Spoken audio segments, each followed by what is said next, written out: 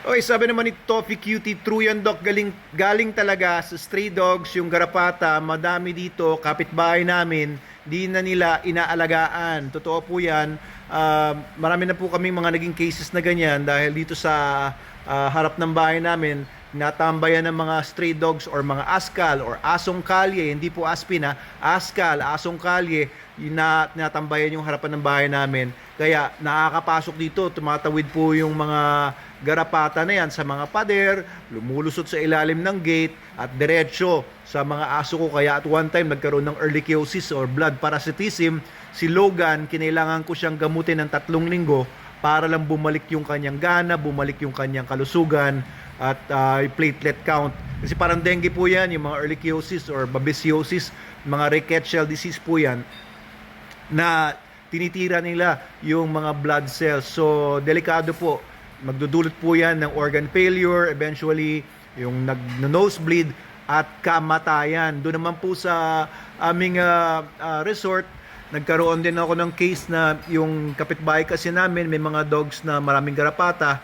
So, pinapakawalan lang nila yung mga aso kung saan nagpupunta, pati sa amin nagpupunta, and nagkalat ng mga garapata doon. Nakita namin sa mga CR namin, may mga naggagapangan ng mga garapata. Samantalang yung mga aso ko naman, malilinis po yun. No? Na-maintain po namin yun ng Super Dog Soap. Naka-SDN dog food yun. Siyempre, the best dog food in the multiverse. Pero yung Super Dog Soap, na-maintain namin sila. And kapag nakakita naman kaming garapata, binibigyan kaagad namin either Bravecto or NexGard Spectra yung mga dogs namin para po mamatay yung mga garapata nila. Pero pagka ganun talaga, merong mga lumalapit na mga asong gala o asong kalye or yung mga stray dogs nga, pwede makakuha sila ng mga garapata doon sa mga aso na yon. Bukod sa marami pang mga disease like distemper, naku po, like parvovirus, naku po, at iba-iba pang mga sakit, lalo na rabies. Yan ang pinaka nakakatakot. Kaya po dahil doon sa mga garapata na nanggaling doon sa mga asong kalye or mga stray dogs na aming kapitbahay, ay namatay ang aking alabay, yung giant dog ko na si Rigor, na inalagaan ko sana noon. Siguro nakita nyo sa mga videos ko dati, kung nanonood kayo, kung follower ko kayo, ay si Rigor namatay dahil sa ehrlichiosis. Hindi na namin naagapan, no? Mabilis ang namatay, siguro mahina ang resistensya ng mga alabay sa mga blood parasitism o blood parasite. Pati yung isa ko ring aso na rinigalo sa akin, isang Australian cattle dog, ACD, si Atlas, namatay din dahil sa ehrlichiosis. Hindi na rin naagapan at dahil nga doon sa mga garapata galing sa aso ng kapitbahay namin, no? Hindi ko naman siya sinisisi, baka naman hindi naman niya ginusto, pero ito lang sinasabi ko, tama na po yung pag-aalaga natin ng mga sinaunang panahon na pinapabayaan lang natin yung mga aso sa kalsada.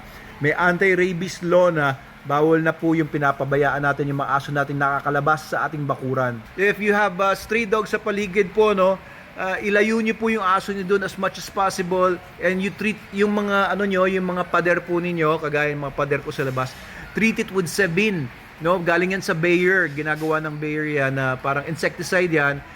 Ilalagay niyo po sa tubig, mimix niyo sa tubig, tapos iwawash niyo yung mga walls, pati yung mga flooring ninyo, anywhere na pwedeng mangitlog yung mga garapata at magtago yung mga garapata para mamatay sila. Pero after 30 minutes, you rinse it thoroughly. Nandun naman yung instruction nun sa lalagyan ng Sevin. Tapos yung mga dogs ninyo nga ay Super Dog Soap ang ipanligo ninyo. Hanggat maaari po, no, kasi dito sawang-sawa na ako magreklamo sa Homeowners Association namin. Sawa na rin ako magreklamo sa munisipyo ng Angono kasi hindi naman nila in-actionan. Ang dami pa ring stray dogs at ako pa yung masama. Sa akin pa sila galit dahil nagrereklamo ako. Saka nagkita nun, di ba? Kaya minsan naisip na namin mag-abroad ni Mrs. kasi parang wala na pag-asa sa Pilipinas. Ano masasabi ninyo?